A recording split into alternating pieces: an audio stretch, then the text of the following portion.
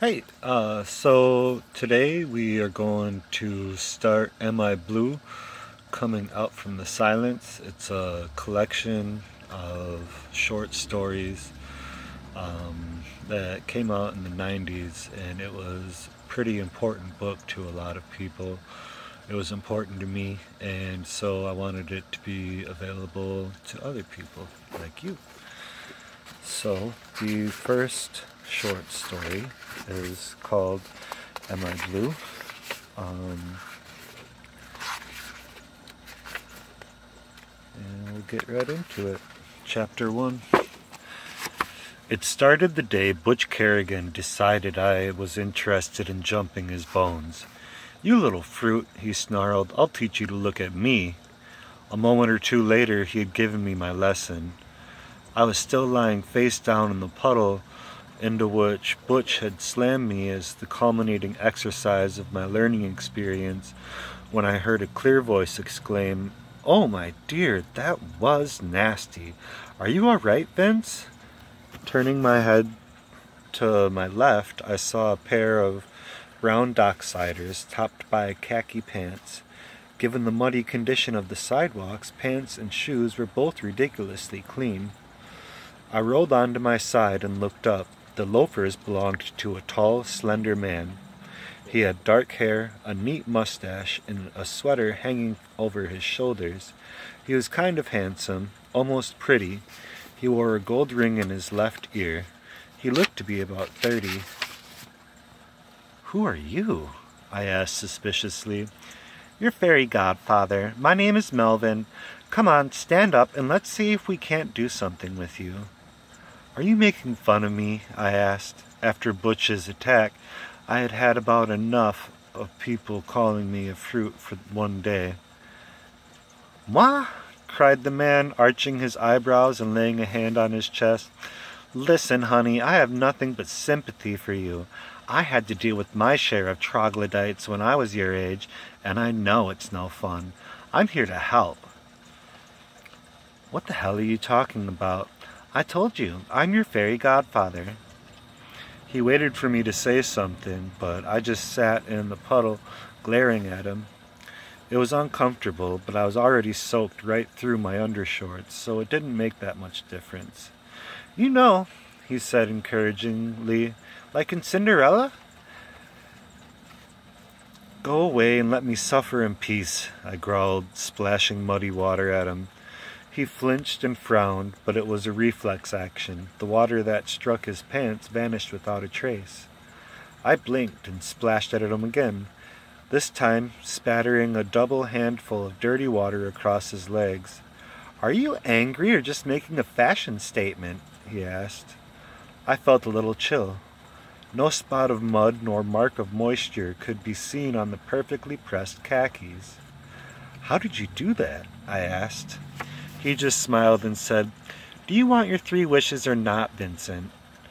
I climbed out of the puddle. "What's going on here?" I asked. He made a sound. "I think it's pretty obvious," he said, rolling his eyes. "Come on, let's go get a cup of coffee and talk. All your questions will be answered in good time." The first question I thought of was, how much trouble is it going to give me to be seen with this guy? With Butch and his crowd already calling me faggot and fruit, walking around with a guy who moved the way Melvin did wasn't going to do anything to improve the situation. The first question I actually asked was, "Do you have to walk like that?" "Like what?" "You know," I said, blushing a little. "So swishy." Melvin stopped. "Honey, I gave my life to be able to walk like this. Don't you dare try to stop me now." "Don't call me honey," I snapped. He sighed and rolled his eyes toward the sky. "I can't say you didn't warn me," he said, clearly not speaking to me. We went to a little cafe on Morton Street called Pete's. It's most frequented by kids from the university, but some of the high school kids hang out there as well, especially kids from the theater group. "Not bad," said Melvin as we entered. "Brings back memories." Things were slow, and we found a corner table where we could talk in private. "Okay," I said, "what's going on?" I won't relate the first part of the conversation because you've probably read a lot of things like it before. I couldn't believe what he was saying was real, so I kept trying to figure out what this was really about. Candid camera, an elaborate practical joke, that kind of thing. But after he instantly dried my puddle-soaked pants by snapping his fingers, I had to accept it. Whether or not he was actually my fairy godfather, this guy was doing real magic left and right. "Okay, if you're real," I said, lifting my coffee, which had changed from plain coffee to Swiss double mocha while I was drinking it, "then tell me how come I've never heard of fairy godfathers before." "Because I'm the first." "Care to explain that?" "Certainly. Once you buy the farm, you get some choices on the other side. What kind of choices depends on the usual stuff, how good you've been, and so on.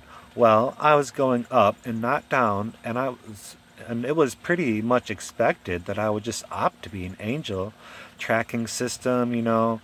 But I said I didn't want to be anyone's guardian angel. I wanted to be a fairy godfather."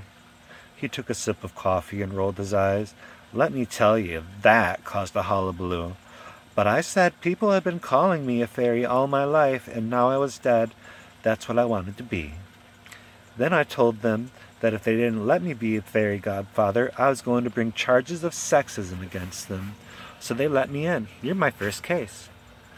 "Does that have any significance?" I asked nervously. "What do you mean? Me being your first case, does that mean I'm gay?" I didn't mention that I'd been trying to figure out the same thing myself for about a year now. He got that look in his eye that meant he was about to make another wisecrack, but suddenly his face got serious. Voice soft, he said, "You may be, you may not. The point is, you're getting picked on because people think you are, which is why I've been sent to work with you. Gay bashing is a special issue for me." "How come?" "It's how I met my maker, so to speak. I was walking down the street one day, last year, minding my own business, when 3 bruisers dragged me into an alley, shouting, 'We'll teach you, faggot!' They never did explain exactly what it was they were going to teach me. The last thing I remember from life on Earth was coming face to face with a tire iron. Next thing I knew, I was knocking at the pearly gates." We were both silent for a moment. Then he shrugged and took another sip of his coffee. "You're taking this awfully casually," I said, still stunned by the awfulness of what he had told me. "Honey, I did a lot of screaming and shouting while it was happening. Afterward, too, for that matter. Didn't do me a bit of good. I was still dead. Once you've been on the other side for a while, you get a little more zen about this kind of thing. But don't you want to go get those guys or something?" He shook his head. "I prefer reform to vengeance. Besides, it's against the rules. Why don't we just concentrate on your case for the time being?" "Okay, do I really get 3 wishes?" "Sure do. Well, 2 now." "What do you mean? You used the first one on that coffee." "I didn't tell you to change it into Swiss double mocha," I yelped. "You didn't have to. You wished for it." "I'm glad I didn't wish I was dead," I muttered. "Oh," he cried, "getting personal, are we? Don't you think that remark was a little tasteless under the circumstances?" "Are you here to help me or to drive me nuts?" "It hurts me that you could even ask. Anyway, the 3 wishes are only part of the service, even though that's what people always focus on. I'm really here to watch over you, advise you, guide you, till we get things on track." He leaned back in his chair, glanced around the room, then winked at a nice-looking college student sitting about 5 tables away from us. "Will you stop that?" I hissed. "What's the matter, afraid of guilt by association?" "No, I'm afraid he'll come over here and beat us up. Only he probably can't beat you up, so he'll have to settle for me." Melvin waved his hand. "I guarantee you he wasn't offended. He's one of the gang." "What gang?" Max pursed his lips and raised his eyebrows as if he couldn't believe I could be so dense. I blinked. "How do you tell something like that just from looking at him?" "Gaydar," said Melvin, stirring his coffee. automatic sensing system that lets you spot people of a similar persuasion.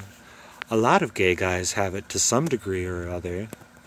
If it was more reliable, it would make life easier on us. I interrupted. Speak for yourself. Melvin sighed.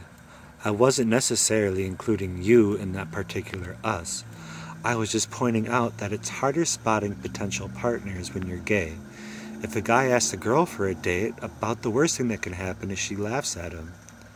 If he asks another guy, he might get his face pounded in. That thought had crossed my mind more than once as I was trying to figure out myself over the last year, and not only with regard to dating. I would have been happy to just have someone I felt safe talking to about this. Is this gaydar something you can learn? I asked. He furrowed his brow for a moment and then said, I don't think so. It must be lonely, I muttered, more to myself than him. It doesn't have to be, he replied sharply. If gay people hadn't been forced to hide for so long, if we could just openly identify ourselves, there would be plenty of people you knew that you could ask for advice. Everybody knows gay people. They just think they don't. What do you mean? Listen, honey, the world is crawling with faggots. But most of them are hiding because they're afraid they'll get treated the way you did about an hour ago. I took in my breath sharply.